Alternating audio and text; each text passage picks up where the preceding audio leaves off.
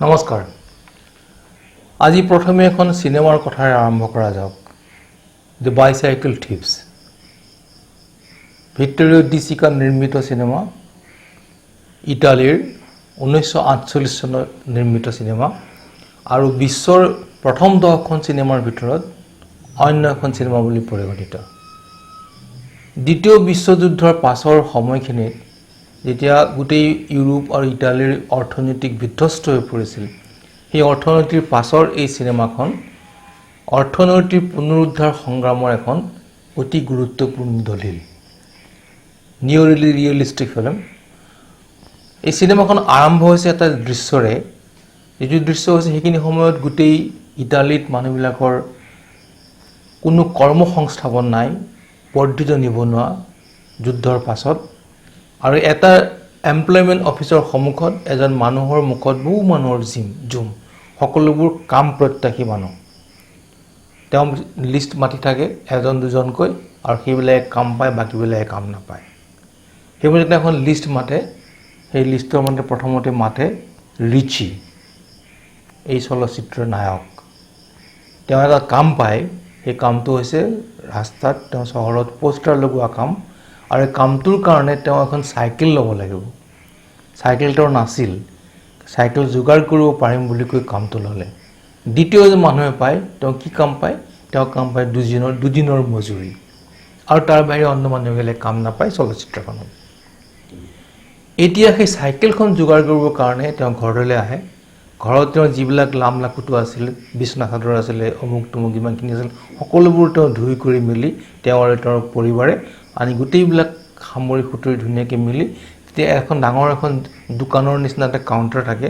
সেই কাউণ্টাৰবিলাকত মানুহবিলাকে নিজৰ নিজৰ যিবিলাক সম্পত্তি আছে, সৰু সুৰা সম্পত্তি ঘৰৰ, সেই সম্পত্তিবিলাক তাত দি পেলাই সেই পইচাৰে তেওঁলোকে দিনটো চলাৰ নিচিনাকৈ দীঘল এটা কিউ আছে। সেই কিউত এই গিৰিয়েক ঘৈণীয়েক থিয় হৈ থাকে। ঘৈণীয়েকে কাউণ্টাৰৰ মুখেদি টোপোলাটো আগবঢ়ায়, আৰু টোপোলাটো আগবঢ়াওঁতে তেওঁলোকে অলপ বাৰ্গেইন কৰি পইচা লয়, সেই পইচাৰে চাইকেল কিনে। আৰু গোটেই অৱস্থাটো চাবৰ কাৰণে ভিক্টোৰিও ডি চিকাই দ্বিতীয় যিজন মানুহ আহিছিলে, এজন বুঢ়া মানুহ আহিছে, তেওঁৰ যিটো মৰমৰ যিটো বায়নকুলাৰটো দিয়া কাউণ্টাৰত। তাৰমানে সেই গোটেই মানুহবিলাকৰ যিমানখিনি দীঘল শাৰী, সকলোৱে একো একোটা বস্তু লৈ আহিছে তেওঁলোকে চলিবৰ কাৰণে, তেওঁলোকৰ অৰ্থনৈতিক অৱস্থাত নিজকে খাপ খুৱাবৰ কাৰণে দীঘল শাৰীলে এই ধৰণে তেওঁলোকৰ এই দোকানবিলাকত বস্তুবিলাক দি সেইমতে চলাৰ এটা অৱস্থা পৰিৱেশ সৃষ্টি হৈছে। সেইবিলাক পিছৰ কথা, সেইবিলাক চলচ্চিত্ৰখনত আছে। ৰসিক দৰ্শকে চাইছে আৰু পিছলৈকে চাই থাকিব। চলচ্চিত্ৰখনৰ কথা এইকাৰণে আহিছে, আমাৰ এই অৱস্থাটো এতিয়া কৰোণা আক্ৰান্ত পৃথিৱীখনত যিটো অৰ্থনীতি আহিছে, এই অৰ্থনীতিয়ে আনকি ভাৰতবৰ্ষৰ কাৰণে ইমান বিপৰ্যস্ত এটা অৰ্থনীতি আহিছে, ইয়াৰ GDP আনকি নেগেটিভ ঋণাত্মক দিশৰ পিনে গতি কৰিছে। আৰু এইখিনি সময়তে অৰ্থনৈতিক পুনৰুদ্ধাৰৰ এটা যাত্ৰা বিভিন্ন সময়ৰ কাৰণে চৰকাৰীভাৱে হওক, অন্য পিনৰ পৰা হওক, অৰ্থনৈতিক পুনৰুদ্ধাৰৰ সংগ্ৰাম আৰম্ভ হৈছে। কিন্তু আৰম্ভ হোৱাৰ লগতে আমি দেখিছোঁ এটা ডাঙৰ এটা চাইকেল ফেক্টৰী অফ ভাৰতবৰ্ষৰ এটলাছ বন্ধ হ'বৰ উপক্ৰম, বন্ধ হৈ গৈছে। এটলাছত কিমান কৰ্মচাৰী আছিলে সেইটো ডাঙৰ কথা নহয়, 5,000 পৰা 10,000 কৰ্মচাৰী হয়তো আছিল। কিন্তু এটলাছৰ লগত এই চাইকেল ফেক্টৰীৰ লগত প্ৰায় এটা সমীক্ষা মতে প্ৰায় 1 লাখ মানুহ পৰোক্ষভাৱে নিয়োগ হৈ আছিল। এই 1 লাখ আৰু 10,000 5,000 গোটেইখিনি মানুহ, যিবিলাক মানুহে এটলাছৰ ওপৰত ভিত্তি কৰি আছিলে, সেই মানুহবিলাক হঠাৎ কৰ্ম সংস্থাপন বিহীন হৈ গ'ল। এই অৰ্থনীতিৰ এটা মেচেকাৰ অৱস্থাত তেওঁলোকৰ আকৌ এটা নেগেটিভ, এটা ঋণাত্মক এটা দিশ এটা সৃষ্টি হ'ল। কিয় সৃষ্টি হ'ল? আমাৰ যিবিলাক 20 লাখ crore rupees, 20 লাখ কোটি টকাৰ যিটো পেকেজ আহিছে, এই পেকেজে কিন্তু সেই এটলাছ কোম্পানীৰ পুনৰুদ্ধাৰৰ যাত্ৰাত সেইখিনি চুবগৈ নোৱাৰিলে। অকল এইটোৱেই নহয়, আমি দেখিছোঁ যে ভাৰতবৰ্ষত মাজতে এটা পাৰ্লিমেণ্টত প্ৰশ্ন কৰিছিলে 2019 চনত যে ভাৰতবৰ্ষত কিমানবোৰ কোম্পানী বন্ধ হৈ গৈছে। তেতিয়া সেইখিনি সময়, সেই পিৰিয়ডটো তাৰ আগত বহুত কোম্পানী বন্ধ হৈ গৈছে। আপোনালোক সকলোৱে জনতা ঘড়ীৰ কথা জানে তেনেকুৱা বহুত পাব্লিক সেক্টৰৰ মানুহ বন্ধ হৈ গৈছে প্ৰাইভেট সেক্টৰৰ বন্ধ হৈ গৈছে হাজাৰ হাজাৰ মিল বন্ধ হৈ গৈছে বম্বেত হওক কলিকতাত হওক সেইবিলাক কথাটো আছেই সিমানখিনি ইতিহাসলৈ মই যাব খোজা নাই কিন্তু এই যেতিয়া এই শেহতীয়াভাৱে 144টা কোম্পানী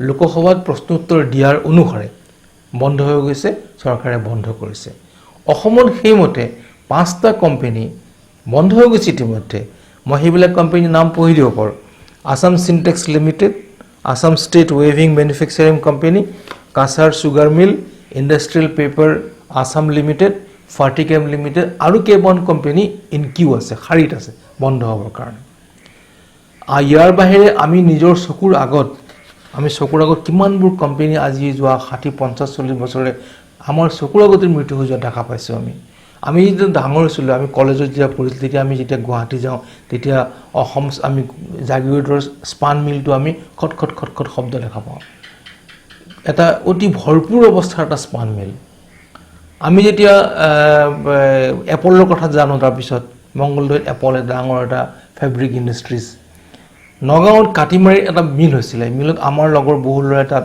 এপইণ্টমেণ্ট পাইছিলে কাম কৰিছিলে সেই মিল চাবলৈ গৈছিলোঁ মোৰ সমনত আছে চকুত ভাঙি আছে মোৰ তাত বিভিন্ন তাঁতশাল অতি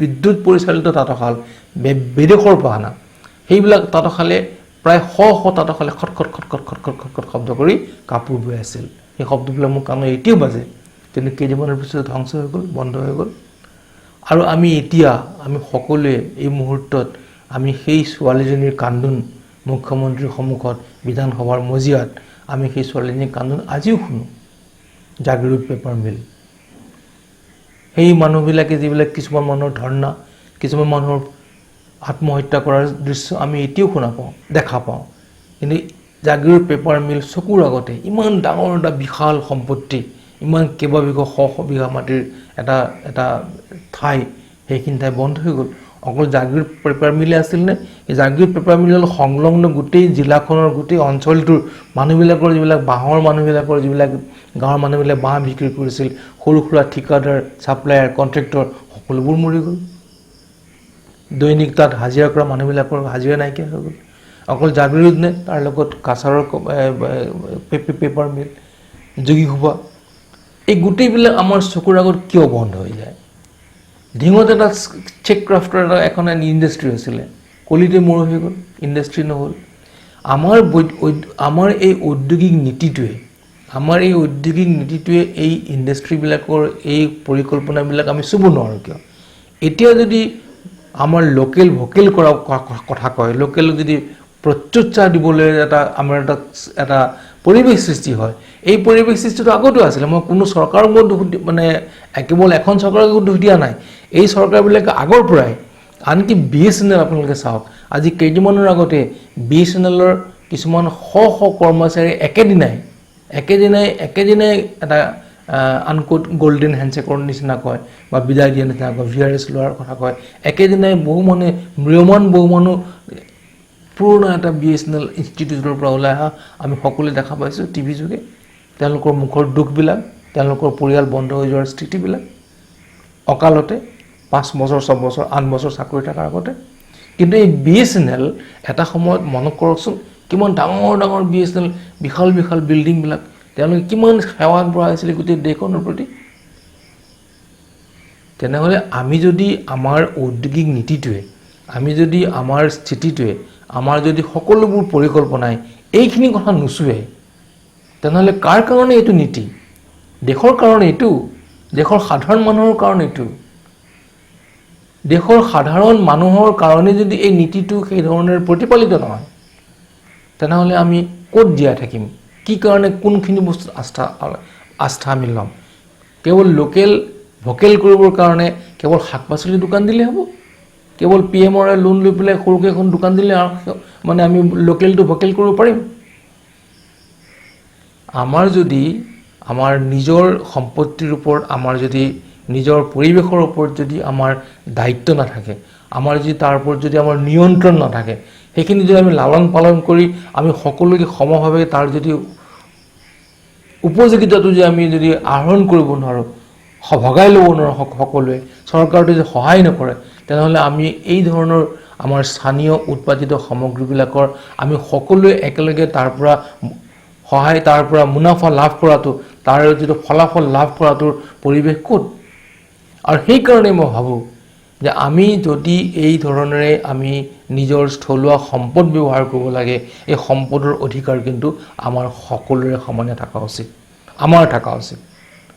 আৰু সেইকাৰণে আপুনি আমাৰ গোটেই অৱস্থাটোত মই প্ৰথমতে যেতিয়া আৰম্ভ কৰিছিলোঁ বাইচাইকেল থিফৰ কথা, তেতিয়া সেই চাইকেলখন আমাক কিমান এটা গুৰুত্বপূৰ্ণ থকা আমাৰ জীৱনৰ কাৰণে। চাইকেলৰ যিটো হুইল থাকে, এই হুইলটোক মানে আপোনাৰ বহু ক্ষেত্ৰত বহু মানুহে বহু ধৰণৰ বহু ইকনমিষ্টে এটা প্ৰগতিৰ হুইল বুলি কয়। চাইকেলখন চলি থাকে আৰু প্ৰগতি হৈ থাকে। আমি সকলোৱে আমাৰ ওপৰত চাইকেলৰ এটা প্ৰভাৱ আছে। আমি সৰুতে যেতিয়া ঘৰলৈ যেতিয়া আলহী আহে চাইকেলখন লৈ, চাইকেলখন মনে মনে অকণমান চলাই অহাটো আমাৰ এটা ইচ্ছা আছিল। এখন চাইকেল পোৱাটোৰ কাৰণে আমাৰ কাৰণে এটা ডাঙৰ প্ৰাপ্তিৰ নিচিনা। এই চাইকেলখন এতিয়া পৰিৱৰ্তিত পৰিপ্ৰেক্ষিতত এই চাইকেল কোম্পানী বন্ধ হৈ গৈছে, বন্ধ কৰি দিয়া হৈছে। কিন্তু এটা কথা হয়, চাইকেল কোম্পানী এটলাষ্ট বন্ধ হৈ গ'ল, কিন্তু ভাৰতীয় মানুহে কিন্তু চাইকেল নচলোৱাকৈ নাথাকে, চাইকেল কিনিব।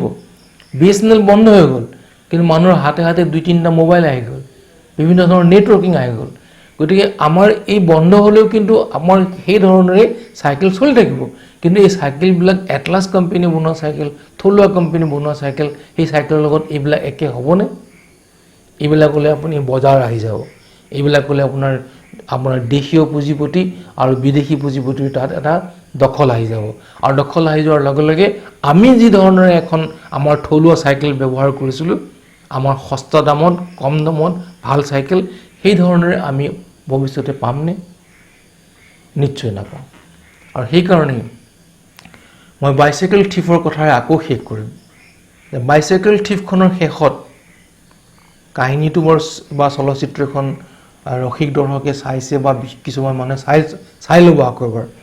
কিন্তু শেষত হেৰুৱা চাইকেলখন বাপেক আৰু পুতেকে বিচাৰি ক'তো নাপায়,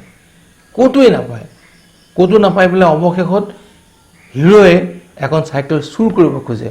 চুৰ কৰাৰ পিছত ধৰা পৰাৰ পিছত যিকোনো কাৰণত তেওঁক পুলিচত নিদি ল'ৰাটো আৰু দেউতাক তাৰ পৰা আহি যায়, আৰু আহি পেলাই এটা ক্ৰাউডত, মিছিলত তেওঁলোক হেৰাই যায়।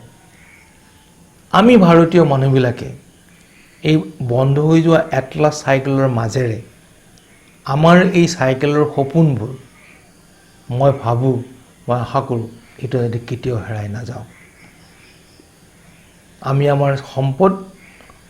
আমাৰ সম্পদৰ অধিকাৰী, সকলোবোৰ সমানে হওঁ, সকলোবোৰ লোকেল বস্তুৰ প্ৰতি আমি সমানে ভোকেল হওঁ।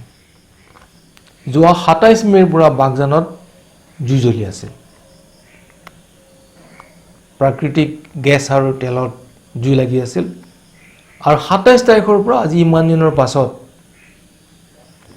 বাহিৰৰ পৰা, বিদেশৰ পৰা সেই ইঞ্জিনিয়াৰ আহি নুমুৱাবলৈ কৰা যত্নলৈকে ইমান এটা লেহেমীয়া গতিৰ কাৰণে অৱশেষত ই এক সাংঘাতিক বিস্ফোৰণলৈ ৰূপান্তৰিত হ'ল। এটা অবৰ্ণনীয় দৃশ্য আমি চাব লগা হৈছে। এতিয়াও কালি বিস্ফোৰণ ঘটিছে বিশালকৈ, গোটেই কাষৰ মানুহবিলাকক তাৰ পৰা অপসাৰণ কৰিছে। এই ক'ভিডৰ সময়ত কোনো ছ'চিয়েল ডিষ্টেঞ্চ নামানি কেম্পত থাকিব লগা হৈছে। জৈৱ বৈচিত্ৰ্য, তাত শিশু মৰিছে, বিভিন্ন মানুহ মৰিছে, গোটেই গছ গছনিবিলাক পুৰি ছাৰখাৰ হৈ গৈছে। ইয়াৰ কাৰণে জগৰীয়া কোন? আমাৰ এই সম্পদবিলাকৰ সুৰক্ষা দিয়াৰ কাৰণে, এই সম্পদবিলাকৰ ডিজাষ্টাৰ মেনেজমেণ্ট কৰিবৰ কাৰণে আমাৰ এনে কোনো অতি শক্তিশালী ছিষ্টেম ইমান দিন নহ'ল কিয়? অতি পৰিতাপ আৰু দুখৰ কথা। আৰু এই পৰিতাপ আৰু দুখৰ কাৰণে আমি সকলোৱে প্ৰতিবাদ কৰিছোঁ। ইয়াক দোষীক শাস্তি দিয়ক আৰু অনতিপলমে ইয়াক নিৰ্বাপিত কৰাৰ ব্যৱস্থা কৰক। নমস্কাৰ, ধন্যবাদ।